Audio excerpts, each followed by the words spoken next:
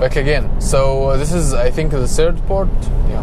So after college, since the third grade, I decided to be in this company. I worked for this company in Egypt. I graduated. I got accepted. My manager, or like the hiring manager, he made an exceptional thing for me to get me into the company because he found a passion in me. Like he told me, like I see a passion in you, and you have to be with us in the company and work with us because you love what you're doing. He told me this, and that's true. And after just 6 months after I started fresh graduate, I got an exceptional promotion. I got high achievement in my work. And actually, I was doing it because I love it. I didn't even, when they offered me the job, I didn't even ask me how much you're gonna give me.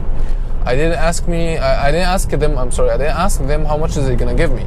I didn't ask them what is the benefits, what is the benefits? How much they're gonna give me? What is the life insurance? What is health insurance? I didn't care about all this. What I was caring about, I will do what I love and I'll take money for it. I don't know how much, but I'm sure it's gonna be like good money, It's a software engineering job, like a decent money, not like huge money and not like something cheap, which is good. I was so happy that I will do what I love for money. And it doesn't matter, even it's like a trade, Sometimes you trade, even if you got an offer to do something you don't love but you got more money. I would prefer to take less money and do something I love because I know I will do it good. I'll do it in a better way that later will gonna give me more money because I love it and at least I'm enjoying my life. So I accepted the offer. I worked there.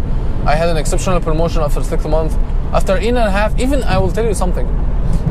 When I worked there back home in Egypt in this company, it's a small branch, it's a small branch. We're not doing big things, and just 200 people work there.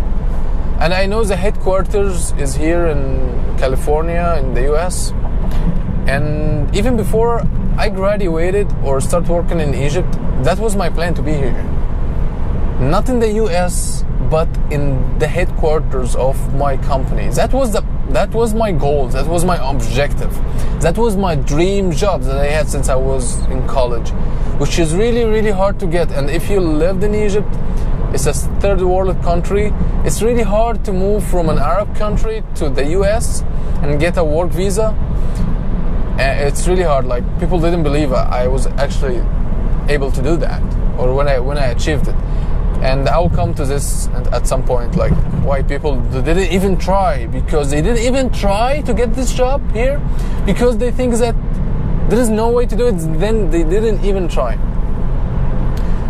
So I worked there, and even when I was doing the interview back home in Egypt, I told the guy who was doing the interview with me, I told him I'll be here for maximum 5 years.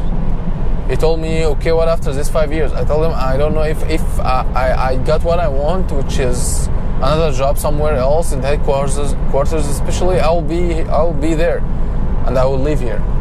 If not, I maybe stay here. I don't know, but I cannot promise you I'm gonna be here for a long time. My plan is to be here for maximum 5 years, and I was right.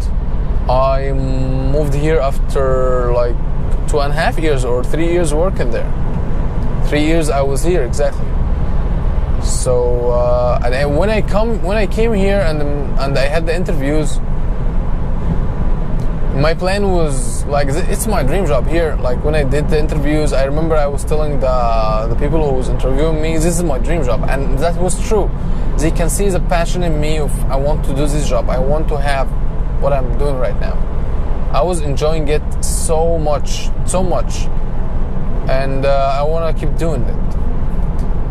I will keep going. I don't know how long this video took, but I will keep going.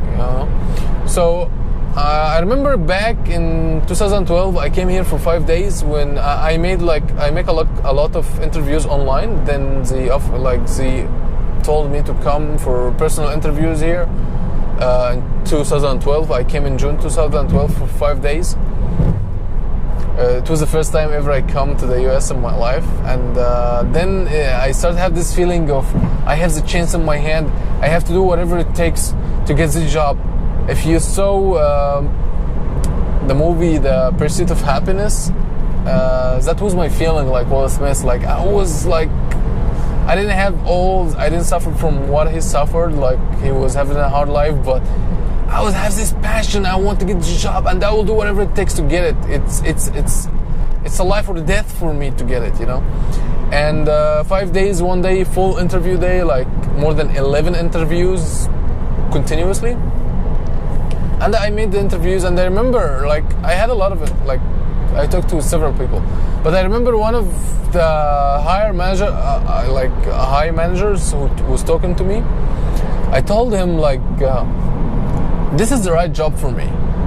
I know that. I'm sure of this, and I don't care about it. This place is in the U.S. I don't care about the U.S. The U.S. is a great country.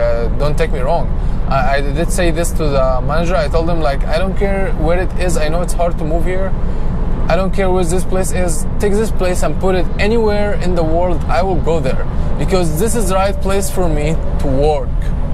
And I don't care how much money you're gonna give me. I will be here someday. If not this year, if I'm not gonna accept it this year, I'm gonna take the feedback, I'm gonna work on it, I'm gonna try to apply again next year. If not next year, the year after. If not in 5 years, it's gonna be in 10 years. I will be here someday. I told the manager what I just said right now.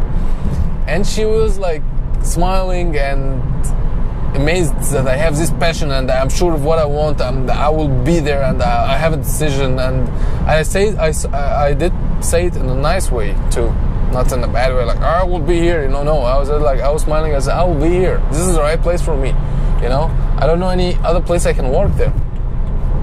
Anyway, I got the job. Like after I went back to Egypt, I got the job. It's my dream job.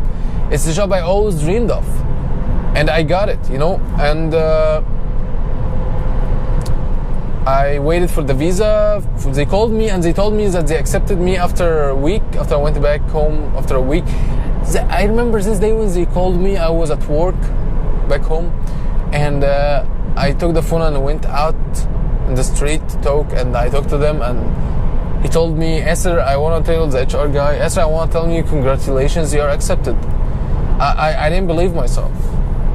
I couldn't believe myself. I was having tears in my eyes and smiling and laughing, and I was jumping, and I couldn't hold the enthusiasm, like the excitement I have. I was trying to find some places that people cannot see me because I look so ridiculous. I look so stupid by just jumping around and say yes, yes. And he was on the phone all this time. And all this time he was telling me, yes, sir, he was happy. You know, I'm happy, you know, because we have been talking like and emailing for a few months, and you know, I'm so happy. And he asked, sir, please listen to me, I have to tell you the offer. I told him, I don't care about the offer. I don't care how much you're gonna give me. I don't care about all this. I'm ready to do this for no money. As long as you told me like I'm accepted, that's it for me. He told me, Esser, he kept saying it a lot. I keep telling him, I don't care, and he kept telling me, Esser, it's illegal to make you work without telling you the offer. I have to tell you the offer on the phone, and when you say I accepted it, I need you to say it because I want to apply for your visa. So I said, okay, I accept it.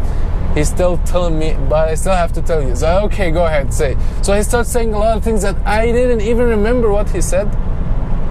I didn't even focus on what he said. I didn't even give attention because I didn't care about all this. All what I care about, I'll be doing what I love. I'll be in the place I love. I'll be in a place that I'm loyal to. I'll be in a place that I have passion for things. And I'll be in a place that I thought at this time that all the people I'm gonna work with have the same passion. And I was so happy. And at this point, I just applied for the visa. H-1B visa it's a long process.